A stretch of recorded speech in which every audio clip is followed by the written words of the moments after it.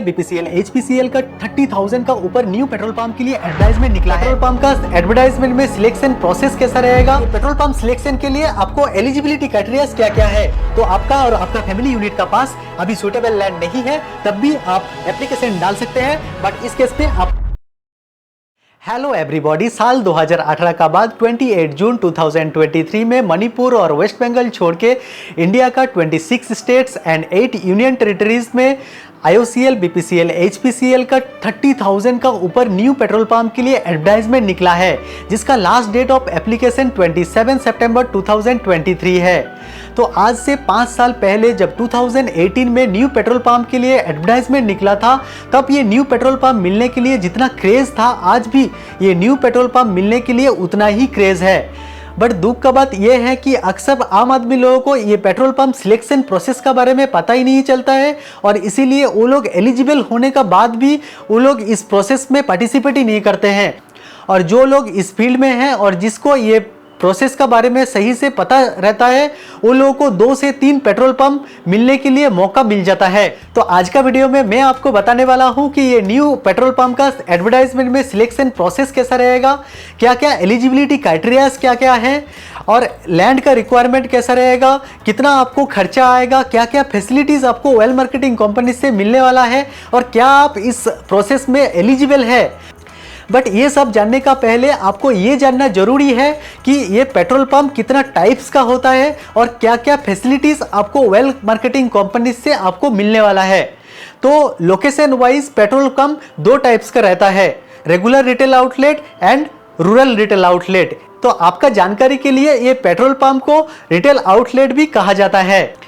तो ये regular retail outlet का location national highway, state highway, semi urban, urban area में होता है, और ये रूरल रिटेल आउटलेट कोई भी सिटी का म्यूनिसिपल लिमिट से बाहर रूरल एरिया में होता है। और ये site wise petrol pump 4 types का होता है, CC और A साइट, DC और B साइट, और कॉर्पोरेशन फंड स्कीम यानी कि CFC साइट और कोको साइट। तो ये CC और A साइट, जिसको corporation own dealer operated site भी कहा जाता है, जिसका selection process mainly bidding process में ही होता है। और ये बिडिंग प्रोसेस कुछ ऐसा रहता है, जैसे कि कोई A साइट लोकेशन के लिए मैंने 100 रुपीज़ पे करके बिडिंग में पार्टिसिपेट किए, मेरा फ्रेंड ने 110 रुपीज़ पे करके बिडिंग में पार्टिसिपेट किए, और आपने 200 रुपीज़ पे करके उस लोकेशन के लिए बिडिंग में पार्टिसिपेट किए, तो जो मैक्सिमम बिडिंग अमाउंट रहेगा उसको ए साइट लोकेशन मिल जाएगा। तो इस केस में जैसे कि आपने 200 रुपीज पे करके आप बिडिंग में पार्टिसिपेट किए, तो आपको ये ए साइट लोकेशन आपको मिल जाएगा। बट ये मिनिमम बिडिंग अमाउंट इतना कम नहीं रहता है, जैसे कि रेगुलर रिटेल आउटलेट के लिए minimum non refundable bidding amount 30 lakh rupees रहता है, और रूरल रिटेल आउटलेट के लिए non refundable bidding amount minimum 10 lakh rupees रहता है।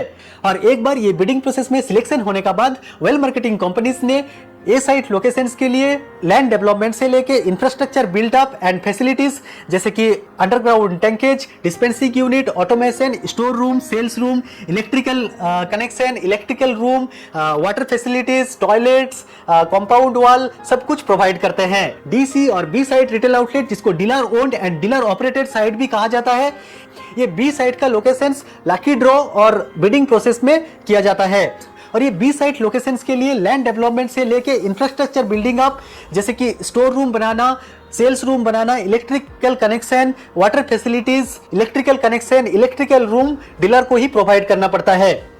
और इसीलिए ये DC और B साइट यानी कि dealer own dealer operated site को डेवलप करने के लिए खर्चा आपको बहुत ज्यादा आएगा। और ये कॉर्पस फंड स्कीम यानी कि CFC site retail outlet mainly SC/ST category के लिए होता है। और ये CFC साइट रिटेल आउटलेट में facilities A site retail outlet का जैसा ही कंपनी ने उसका लैंड डेवलपमेंट से लेके इंफ्रास्ट्रक्चर डेवलपमेंट सब कुछ कंपनी ने प्रोवाइड करते हैं। बट ये CFC साइट रिटेल आउटलेट का सिलेक्शन प्रोसेस लॉटरी और ऑनलाइन ड्रॉ प्रोसेस द्वारा किया जाता है। और ये कोको यानी कि corporation owned corporation operated site का सिलेक्शन प्रोसेस बिल्कुल ही अलग रहता है, और ये करंट एडवर्टाइजमेंट का पार्ट भी नहीं है, तो इसीलिए ये कोको साइट के बारे में आज का वीडियो पे बात नहीं करेंगे। तो ये जो करंट एडवर्टाइजमेंट है, ये करंट एडवर्टाइजमेंट में 3 साइट के लिए एडवर्टाइजमेंट निकला है।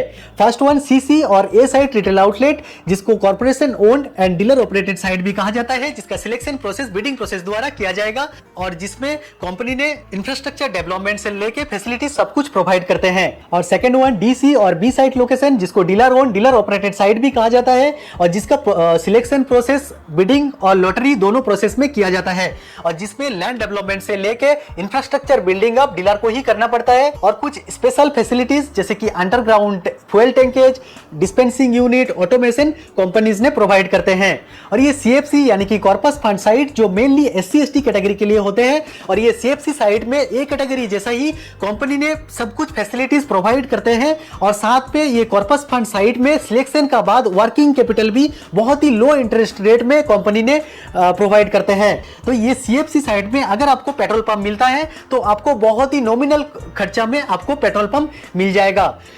तो अगर आपको अभी ये location wise and site wise petrol pump types का बारे में पता चल गया होगा, तो आप अभी ये एडवर्टाइजमेंट में दिया हुआ कोई भी लोकेशन को देख के पता कर सकते हैं इसका सिलेक्शन प्रोसेस कैसा रहेगा, और ये वेल मार्केटिंग कंपनी से आपको क्या क्या फैसिलिटीज आपको मिल सकता है, एंड आपको कितना खर्चा आपको लगभग आएगा। तो चलिए आप देखते हैं ये पेट्रोल पंप सिलेक्शन के लिए आपको एलिजिबिलिटी क्राइटेरिया क्या क्या है। तो यहाँ पे मेन एलिजिबिलिटी क्राइटेरिया जो है, फर्स्ट आपको एजुकेशनल क्वालिफिकेशन 10th पास होना है, आपका पास एक वैलिड पैन कार्ड रहना है, थर्ड आपको इंडियन सिटीजनशिप होना है, फोर्थ आपका उम्र 21 ईयर्स से लेके 60 ईयर्स का अंदर होना है, और फिफ्थ एडवर्टाइजमेंट में मेंशन किया हुआ लैंड का रिक्वायरमेंट का हिसाब से आपका पास एक सुटेबल लैंड आपका पास रहना है। और ये पेट्रोल पंप सिलेक्शन में लैंड का रिक्वायरमेंट सबसे इंपॉर्टेंट होता है, और इसमें सबसे ज्यादा रिजेक्शन होने का चांस भी रहता है, और इसीलिए हम लोग ये लैंड का रिक्वायरमेंट्स के बारे में थोड़ा अच्छा से समझेंगे ताकि आप ये रिक्वायरमेंट्स भी फुलफिल कर सके। और ये एप्लीकेशन का टाइम पे एप्लीकेंट्स ने किस तरह से सुटेबल लैंड को ऑफर करते हैं, उस हिसाब से एप्लीकेंट्स को 3 ग्रुप में डिवाइड किया गया है। Group 1 applicants, group 2 applicants and group 3 applicants. और ये ग्रुप 1 एप्लीकेंट्स में आने के लिए एप्लीकेशन का टाइम में ऑफर लैंड का ओनरशिप एप्लीकेंट्स और एप्लीकेंट्स का फैमिली यूनिट का पास रहना है। ये फैमिली यूनिट में कौन कौन आता है ये हम थोड़ा देर में बताएंगे। और ये एप्लीकेशन में ऑफर लैंड का registered sale deed, registered gift deed, खसरा, खतूनी और इस टाइप का ओनरशिप डॉक्यूमेंट एप्लीकेंट्स और एप्लीकेंट्स का फैमिली यूनिट का पास रहना चाहिए। और अगर ऑफर लैंड का ओनरशिप आपका और आपका फैमिली यूनिट का पास नहीं है, तब भी आप एक सुटेबल लैंड लीज पे लेके ऑफर कर सकते हैं। बट शर्तें ये है कि minimum lease period 19 years 11 months का रहना है। और ये ए साइट एंड सीएफसी साइट के लिए ये लीज डॉक्यूमेंट में सब लीज का ऑप्शन रहना चाहिए। और ये ऑफर लैंड का रजिस्ट्रेशन डीड, सेल डीड और लीज डीड का डेट एप्लीकेशन डेट का पहले ही होना है। तो अगर आपने एप्लीकेशन 26 सितंबर 2023 में ऑनलाइन में भर रहे हैं, तो आपका जो ऑफर लैंड का लीज डीड रजिस्ट्रेशन डीड का डेट ये 26 सितंबर 2023 का अंदर ही होना है, नहीं तो आपका ऑफर लैंड एलिजिबल नहीं होगा। तो अगर आपने एप्लीकेशन का टाइम पे इस तरह का लैंड आप सुटेबल लैंड आप ऑफर कर रहे हैं, तो आपका एप्लीकेशन ग्रुप 1 कैटेगरी में आएगा। और हाँ, फैमिली यूनिट्स में आता है एप्लीकेंट्स खुद, और एप्लीकेंट्स अनमैरिड है तो एप्लीकेंट्स का brother, sister, father, mother. Applicants married है तो एप्लीकेंट्स का फादर, मदर, एप्लीकेंट्स का wife, husband, son, daughter, father in law, mother in law, son in law, applicants का ग्रैंड पेरेंट्स मैटरनल साइड से, paternal side से। तो ये ऑफर लैंड का ओनरशिप और लीज आपका फैमिली यूनिट में कोई भी मेंबर का नाम पे भी होगा, तब भी आप वो लैंड को आप एप्लीकेशन पे डाल सकते हैं और ये लैंड एलिजिबल होगा। शर्तें है कि आपका फैमिली यूनिट का जिसका नाम से वो लैंड है उससे आपको नो ऑब्जेक्शन सर्टिफिकेट लेना है, और ये नो ऑब्जेक्शन का सर्टिफिकेट का फॉर्मेट आपको एडवर्टाइजमेंट का ब्राउचर में एज ए अपेंडिक्स 3 आपको मिलेगा। और रेडी रेफरेंस के लिए मैं मेरा वीडियो का डिस्क्रिप्शन में भी ये फॉर्मेट मैं प्रोवाइड कर दूंगा। और ये नो ऑब्जेक्शन सर्टिफिकेट को आपको एफिडेविट कराना है डेट ऑफ एप्लीकेशन का पहले ही, तभी आप फैमिली यूनिट का लैंड जो आप ऑफर कर रहे हैं वो लैंड आपका एलिजिबल होगा। और ग्रुप 2 एप्लीकेंट्स में वो लोग आते हैं जिसका पास ऑफर लैंड का ओनरशिप और लीज डॉक्यूमेंट नहीं रहते हैं, बट जो ऑफर लैंड्स एप्लीकेंट्स का टाइम में देते हैं, उस टाइम में एप्लीकेंट्स ने उसका फ्रेंड्स या फैमिली का पास जो लैंड सुटेबल लैंड जो है वो ऑफर करते हैं। बट शर्तें ये है जिसका नाम पे ये ऑफर लैंड है उससे नो ऑब्जेक्शन सर्टिफिकेट लेना है। ये नो ऑब्जेक्शन सर्टिफिकेट का भी आपको फॉर्मेट ये एडवर्टाइजमेंट ब्राउचर में एज ए अपेंडिक्स 3 मिलेगा, और रेडी रेफरेंस के लिए मैं मेरा वीडियो का डिस्क्रिप्शन बॉक्स में भी दे दूंगा। और ये नो ऑब्जेक्शन सर्टिफिकेट को आपको एफिडेविट कराना है डेट ऑफ एप्लीकेशन का पहले तभी आपका ये ऑफर लैंड एलिजिबल होगा। तो ये ग्रुप 2 कैटेगरी एप्लीकेंट्स पे वो लोग आते हैं जिसका फैमिली यूनिट का नाम पे ये ऑफर लैंड का ओनरशिप और लीज का डॉक्यूमेंट नहीं रहते हैं और जिसका फ्रेंड्स और रिलेटिव्स का नाम पे वो ऑफर लैंड रहते हैं और ये नो ऑब्जेक्शन सर्टिफिकेट वो फैमिली से वो सबमिट करते हैं। और ग्रुप 3 एप्लीकेंट्स कैटेगरी में वो लोग आते हैं जो लोग एप्लीकेशन का टाइम पे कुछ भी लैंड ऑफर नहीं कर रहे हैं।